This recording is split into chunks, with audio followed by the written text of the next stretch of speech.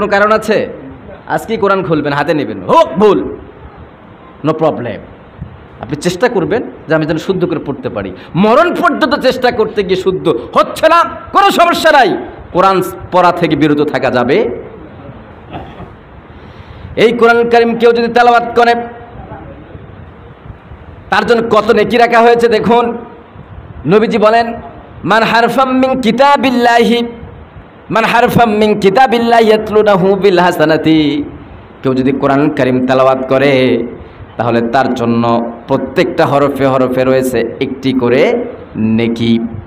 আবার নবীজি বলেন, একটি নেকি সাধারণ করে নেকি নয়, ওয়াল হাসানাতু বিআশরি আমসালিহা, যে ব্যক্তি কোরআন পড়ে একটি নেকি, প্রত্যেকটা হরফের বিনিময়ে যে একটি নেকি দান করা হয়, এই নেকিটা কোনো সাধারণ নেকি নয়।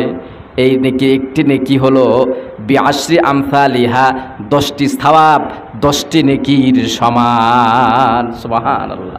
নবীজি হাদিসের শেষে বলেন, লা আকুলু আলিফ লাম মিম হারফ, আমি নবীজি এই কথা বলি না যে আলিফ লাম মিম হলো একটি হরফ, বলগো আমি বলি ওয়ালাকিন আলিফুন হারফুন ওয়া লামুন হারফুন ওয়া মিমুন হারফুন।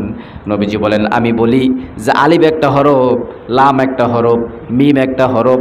অর্থাৎ নবীজির বক্তব্য শুনে বোঝা যায়, এই বক্তব্য থেকে বোঝা যায়, কেউ যদি পড়ে আলিফ লাম মিম এতটুকু পড়লে সাথে সাথে তার আমলনামায় যিনি 3-10-কে 30টি সওয়াব লিখে দেবেন তিনি কে? পড়ুন তো আমার সাথে সবাই, আলিফ লাম মিম পড়ুন, আলিফ লাম মিম। কয়বার পড়লাম?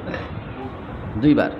3-10-কে 30, 30 দুগুণ 60, 60টি নেকি এই মুহূর্তে যিনি আমাদের আমলনামায় লিখে দিয়েছেন তিনি কে? আল্লাহ। এই বলেন তিনি কে? আল্লাহ। আমরা কি সবসময় এগুলো পড়তে পারি?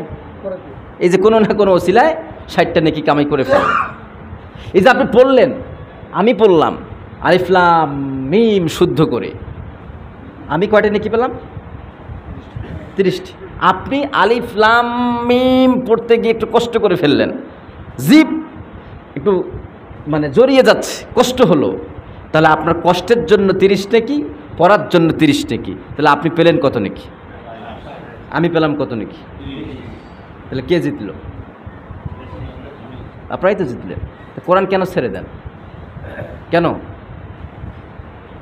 কোরআনের যারা পাঠক